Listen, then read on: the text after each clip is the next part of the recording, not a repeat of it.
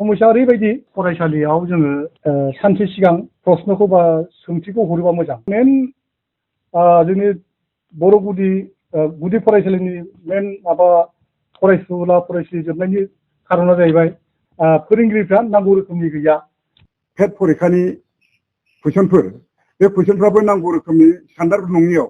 गार्जेनफ्रा बेखौ दा नायजोब्बाय, बे कुइसनफोरखौ नायजोब्बाय। बे कुइसनाव स्टान्डार्ड नङिनि थाखायबो गार्जेनफ्रा जोंनि बे प्रभिन्सियेल स्कुलाव हगारनो बानाय, बेफोरबो मोनसे खारन जानो हागौ। आच्चा, जों दिनै मिडिया बिथांमोनखौ जों बरायना लाग्रोबाय। दा जोंनि दिनै बुंनांगौनि गोनांथिया जाहैबाय SSC निफ्राय जोंनो सोंथि बिलाइ हरनाय पिरियडिक एसेसमेन्ट टेस्ट,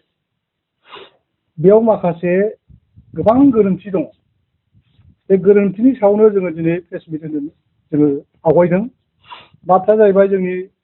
बे सोंथिनि सायाव जोंनि फरायसुला फरायसुलि बिथांमोना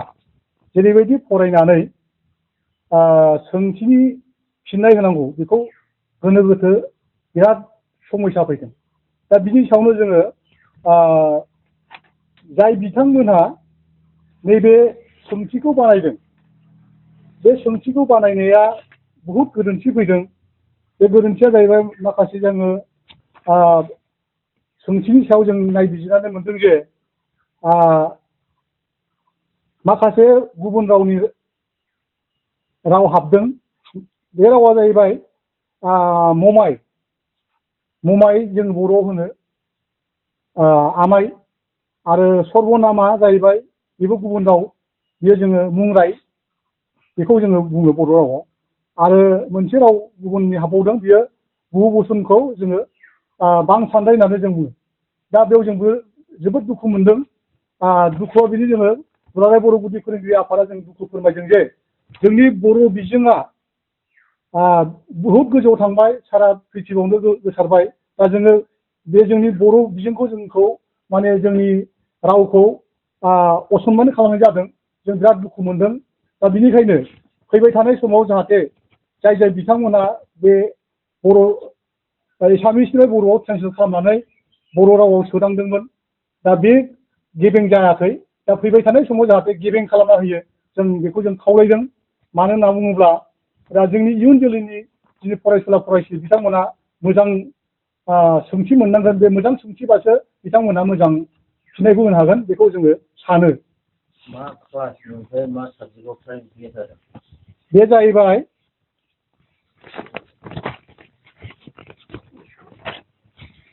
ब्रै थाखोआव जाहैबाय ममायखौ होनना बुंदों। बेथ' ममाय जाया, बियो आमायखौ जानांगौमोन बे ब्रै थाखोआव। ओमफ्राय 10 नाम्बाराव लिरदों बियो सर्बनाम, बियो मुंराय जानांगौ। बे 3 थाखोनि 3 थाखोनि बियो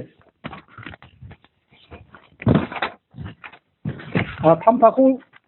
ओरैबायदि भुल खालामदों। मा होनो बहुबचनखौ जोंनि बर' रावाव जोङो फोरमायो जे बांसान्दाय, खिन्थु बियो गुबुन रावनि हाबदों। दा बेखौनो जोङो दुखु फोरमायदों जे जोंनि बर' रावा जोंहा असे जोंनि राव बिमानि राव दंखायो। दा बे बिमानि रावनि बादैबो गुबुन राव हाबनायखौ जों बिराद दुखु मोनदों। दा बिनिखायनो जाहाथे मोजाङैनो सोदांनानै हरो आरो मोजाङैनो सोंथिफोरखौ बानायना हरो, जों बेखौ लुबैदों। मानो होनोबा जोंनि दानि बे बिगियान मुगायाव जोंनि इयुन जोलैफ्रा माने मोजां सोंथि लुबैयो आरो मोजां सोंथिनि सायावनो मोजां फिननायखौ होगोन होननानै जों सानो। प्रिन्टिं मिस्टेकआथ' बहुद दङ। बे प्रिन्टिं मिस्टेकआथ' ओरैबायदि दङ माने बुंनो हाला। दा बिथांमोना प्रिन्टिं मिस्टेक होनगोन ना जोङो जाय बिथांमोनहा मा होनो नायफामगिरि बिथांमोना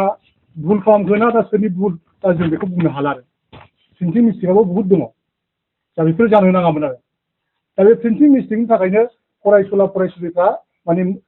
गेबें फरायनानै बिनि गेबेंखौ फरायनायनि उनाव माने बै उनाव जे सोंनाय दङ बे सोंनायखौ होनो हाया जादों आरो। दा माखासे स्पेस थानांगौमोन, बियो गावजों गाव मोननैजों मोनथामजों ज' नांजाबनानै बेखौ प्रिन्ट आउट खालामनाय जादों। बियो आलदा आलदा जानांगौ, सोदोबफ्रा मोनफा मोनफा थख' जानांगौ। बे थख' बेरखांनाय जायाखै आरो, बेखौ जों नुदों आरो। बियो कुइसन पेपारा जाहैबाय SSS सर्व शिक्षा आसनिफ्राय फैदों गुवाहाटीनिफ्राय दा बिथांमोना गुवाहाटीनिफ्रायनो एसामिसनिफ्राय ट्रेन्सलेट खालामहरो ओमफ्राय जोंनि बर' मानसियानो ट्रेन्सलेट खालामनानै बेखौ बानायना हरो जाय जाय बिथांमोना मावदों बेखौ एखेबारे सांग्रां जानानै मावनांगौमोन दा बिथांमोना माने बेखौ जोंनि बर' रावखौ माने गोनांथि होननानै सानाखै होननानै जों सानदों आरो दा बेयाव जों दुखु मोनदों आरो सिगां समावबो माने थांनाय 2025 मायथाइयाव जिनाखि बेबायदिनो सोंथि हरदोंमोन बे सोंथिफ्राबो बिराद भुलमोन बे भुलखाय जोङो डाइरेक्टरजोंबो जों रायज्लायदों आरो जों गुबुन SSCनि मानसिबो रायज्लायदों बिथांमोनखौ मोजाङै सोदांना हरनो थिनदोंमोन बिथांमोना सोदांना हरैनि थाखायनो जों दिनै मिडियानो जोङो फोसावनांगौ जों गोनांथि जादों जोंथ' दा मोजां जाजानो लुबैदों मोजां सोंथिबासो मोजां सोंथिनि फिथाइखौ जोङो मोजां मोनगोन आरो इयुन जोलैनि दानि दावगाफुनाय गथ'फ्रा मोजां गेबें सोंथि फैब्लासो बेखौ फरायनानै मोजां फिननायखौ होनो हागोन होननानै जों सानो दा बिनि थाखायनो जोङो दिनै बे मिडियायाव जोङो नोंथांमोनखौ लेंहरनानै बुंनायनि मेन उद्देश्य जाबाय जोंना गार्जेनफ्रा जोंखौ बुंदों गार्जेनफ्रा ओरैबायदि बुंदों दानि बर'नि जिनाखि सोंथिफोर फैनाय बे सोंथिफ्रा गासिबो भुलजोब माबोरै भुल जानांगौ जोंनि बर' बिजोङा बोरै जागोन होननानै बिथांमोना जोंखौ फोरोंगिरिफोरखौ गार्जेनफ्रा नारसिनहैदों बे गार्जेनफोर नारसिननायनि बेलायाव जोङो दिनै बेखिनि हाबाखौ जों मावनांगौ गोनांथि जादों ओरैनो नोंथांमोननि बिजाबनिबो जेंना खोनाबाय थायो दा जोंनो सिगां बिजाबा जेंना दंमोन दा खिन्थु माखासे समाव माने इलेक्सन माबा बैसागु मानिबा बन्द'आव बिथांमोना थाब हरनो हायाखै खिन्थु एसे समनि उनाव बिथांमोना माखासे समनि उनाव बिथांमोना जोंनो क्लियार खालामना होबाय दा बबेबा गांसे माने मोनना मोनाखै बेखौ जोङो दा दिनैसिम जोङो क्लियार मोननाय जायाखै आरो ओरैनो दिनैनि दिनाव नुयो जोंनि गुदि फरायसालिफोरा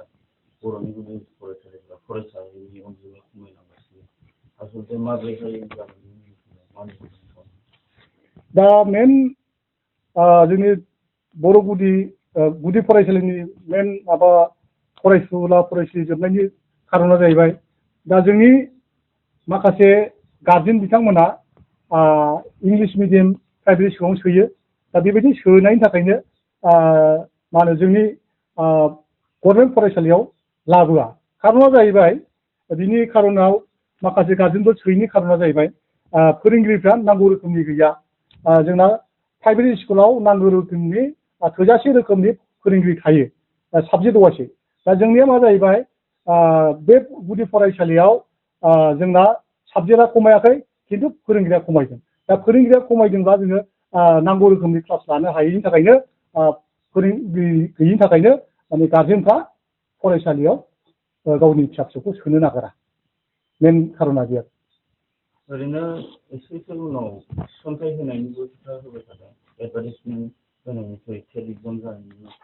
सोलिगासिनो दा फोरोंगिरिया थिसनजानायनि लामा दं नामा नोंथांमोननि मिथिनायाव दाथ' सरखारनिसो खोथा जायो बेयो सरकारा जुदि टेट एग्जाम लानानै जुदि होयोब्ला बे सरकारनि खोथा बेथ' जोंनि आखाइनि खामानि नङा सरकारा माबायदि साननानै माबे स्टाइलाव टेट एग्जाम लानानै साख्रिखौ होयो बे बिथांमोननि खोथा दा बेखौ जागोन निस्सय जागोन फोरोंगिरिखौ जुदि नांगौ रोखोमनि जोंनि फरायसालिफ्राव जुदि थिसनना होयोब्ला फरायसाफ्रा जथेस्थ' माने बांगोन आरो बेखौ जों नुहुरदों आरो नैबे जिनिसखौ जोङो मोनफ्रोमबो फरायसालियाव जोङो सानसे सिगां प्रश्नखौ बा सोंथिखौ हरोबा मोजां खारना जाहैबाय बे सोंथिनि सायाव जोंहा समस्या फैयो समस्या ओरैबायदि जोंनि गामि ओनसोलाव थानाय माखासे फरायसालिफोर दं बेयाव सिङाव हाबहैनांगौबा कारेन्ट गैयाब्ला माला प्रिन्ट आउट खालामगोन दा कारेन्टआबो थायाबो जानो हागौ दा बेनिखायनो जोंनि स्कुल सेस जायैनि सिगां बिसोरो आधा घन्टा 35 मिनिटनि सिगां हरो अनलाइनाव बा फेसबुक वाट्सएपआव दा बेनिखायनो जों खावलायगोन जे मिडियानि गेजेरजों जाय बिथांमोना बेखौ हेन्डेलिं खालामग्रा बिथांमोना सानसे सिगां हरोबा मोना 4टायाव हरोबा जों मोना प्रिन्ट खालामनानै अखानायै आरामसे जोङो माबाखौ आनजादखौ लानो हायो आरो फरायसाफोरबो माने थि समाव फैनानै बेखौ लानो हागोन माखासे समस्याखौ जों नुदों माने जोङो हेड मास्टारा ओरै थाङा ओरै फैहां जानांबाय मा खालामनो होनबा मालाबा कारेन्ट थायो मालाबा कारेन्ट थाया प्रिन्ट खालामनो ना मा खालामनो बेबायदि समस्या फैयो खारना जाहैबाय कारेन्ट गैया थांहां फैहां जाबाय आरो आनजादखौथ' लानांगौ सुमोनथाइखौ लानांगौ दा बे बेलायाव माने बुहुद माने समस्या फैयो बेनिखायनो जोङो जाय बिथांमोना बेखौ सालायगिरि बिथांमोना सानसे सिगां हरोबा मोजां जागौ होननानै जों बेखौबो खावलायनो थाबाय आरो दा जों नोंथांमोनखौ साबायखर होबाय मिडियाखौ दा जोंनि गुदि फरायसालि गभर्नमेन्ट गुदि फरायसालियाव फरायसानि अनजिमानि खम जालांनायनि खारनानो जाहैबाय जों नुबाय दासिम नैबे जानाखि SSC नि पेट फरिखानि कुइसनफोर बे कुइसनफ्राबो नांगौ रोखोमनि स्टान्डार्ड नङियाव गार्जेनफ्रा बेखौ दा नायजोब्बाय बे कुइसनफोरखौ नायजोब्बाय बे कुइसनाव स्टान्डार्ड नङिनि थाखायबो गार्जेनफ्रा जोंनि बे प्रभिन्सियेलाइज स्कुलाव हगारनो बानाय बेफोरबो मोनसे खारन जानो हागौ बेफोरखौबो जों नुनानै जों गिखांनाय मोनदों आरो बेराफारसे दा जोंनि गुदि फरायसालिखौ गभर्नमेन्ट फरायसालिखौ प्राइभेट स्कुलजों रिजायबाय थायो मानो समान जानो हायाखै बेनो जाहैबाय प्राइभेट स्कुला जाहैबाय जेला टाइम जायो स्कुल टाइम जायो टाइम जानाय लोगो लोगो गन थिबोनाय लोगो लोगो मोनफ्रोमबो थाखोनि खथायाव फोरोंगिरिफोरा हाबो फोरोंगिरिफोर हाबनायजों लोगोसे आरो बिसिनाव ओरैबायदि हाबबावो साबजेक्ट वाइसै प्राइभेट स्कुलाव फोरोंनायनि सुबिदा दं नाथाय जोंनि प्रभिन्सियेल स्कुलाव फ्राय सासे बा सानैनि बारा फोरोंगिरिफोर गैया बिनि जाउनावनो जोंनाव 6टा क्लास दङ 51, 52, 53 खौ लानानैथ' 8टा क्लास जायो बेनि गेजेराव जोङो सानैल' फोरोंगिरिजों ओरै क्लास 1 थायोब्ला ओरै क्लास गिदिरा दावराव जायो क्लास गिदिरजों थायोबा उन्दैफ्रा दावराव जायो बेफोरबायदिनो सामलायख'नो हाया जानायाव जोङो नांगौ रोखोमनि फोरोंगिरि खमनि थाखाय जोङो मोजां रोखोमनि सोलोंथाइखौ होनो हाया बेखायनो जोङो प्राइभेट स्कुलजों रिजायनायाव जोंहा बेहाय एसे खम जायो आरो बेनि गेजेरावबो जोङो ओरैबायदिबाव बे सानैल' फोरोंगिरिनि गेजेरावनो जोंखौ ओरैबायदि नारसिन हरबावो एखनबा BLOनि खामानि एखनबा सेन्सासनि खामानि बायदि बायदि बिथिङाव जोंखौ फोनांजाबनानै दोनबाय थायो बेजों लोगोसे आरो ओरैबाव जोंनो हेड मास्टार जोंनो सेकार जोंनो मेकार जोंनो सुखेदार जोंनो गासैबो खामानिखौ जोङो मावजोबनांगौ बेफोरबायदि मावनायाव जोंनि गुदि फरायसालियाव निस्सय नांगौ रोखोमनि फोरोंनाय जाजोबियाव गार्जेनफ्रा बे फरायसालियाव फोरोंनानै जों गावनि गथ'खौ बिफदाव खोख्लैनो हाया बेबायदि साननानै जोंनि प्रभिन्सियेलाइज स्कुलाव फोरोंनाया निस्सय खम जादों जानो हागौ दा फरायसाफोरनि खम जालांनायनि अनजिमाया बेफोरबो मोनसे जाहोन आरो बेखिनि मेन जाहैबाय फोरोंगिरि थिसनथाइ होयोबानो नोंथांमोननि समाज सल्भ जागोन आरो प्रब्लेमा नंगौ जोंनो एखेबारे फोरोंगिरि थिसनना होयोब्ला जों प्राइभेट स्कुला माबायदि फोरोङो जों बेनिफ्राय साबसिन फोरोंनो हाबावगोन जिहेतु प्राइभेट स्कुलाव जेबो ट्रेनिंखौनो मोनबावाखै बिसोरो जोंना जाहैबाय जोङो बेसिक ट्रेनिंबो मोनो DLEDबो मोनो बायदि बायदि ट्रेनिं जों अनेक लानानै जोंनाव दा रोंगौथि दङ नाथाय जों बे रोंगौथि ट्रेनिंखौ लानानै जों फोरोंनायाव बै मोनब्रै मोनबा सासेल' फोरोंगिरिया क्लास फोरोंनांगौआव जों नैबे ट्रेनिंजों फोरोंनो थांनायाव नांगौ रोखोमनि हास्लाबहैजोबा बेफोर दा आसा खालामदों फोरोंगिरिफोरखौ गभर्नमेन्टआ जुदि थिसननानै होयोब्ला निस्सय जोंनि प्रभिन्सियेलाइज स्कुलाव फोरोंनायाबो मोजां जागोन आरो फोरोंनाया मोजां जायोब्ला बयबो गार्जेना जोंनि बे प्रभिन्सियेलाइज स्कुलावनो गाव गावनि गथ'खौ हरगोन होननानै जों साननाय फोथायनाय दं